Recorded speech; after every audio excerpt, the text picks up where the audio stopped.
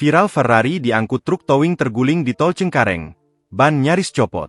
Sebuah video viral di media sosial yang memperlihatkan sebuah mobil mewah Ferrari berwarna hitam terguling hingga lecet-lecet di jalur lingkar barat Cengkareng pada Minggu, 15 Juni 2025. Dalam unggahan akun Instagram Jakarta Barat 24 jam mobil mewah itu, terjatuh usai truk towing yang mengangkutnya mengalami kecelakaan.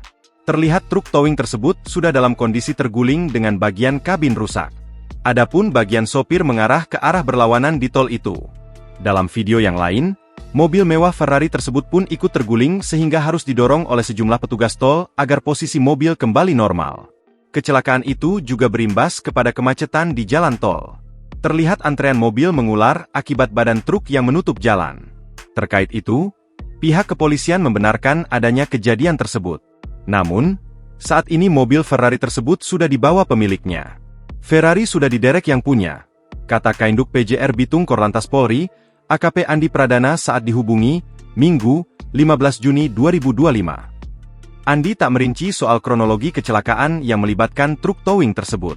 Dia hanya memastikan jika proses evakuasi telah selesai dilakukan. Download Tribun X sekarang, menghadirkan lokal menjadi Indonesia.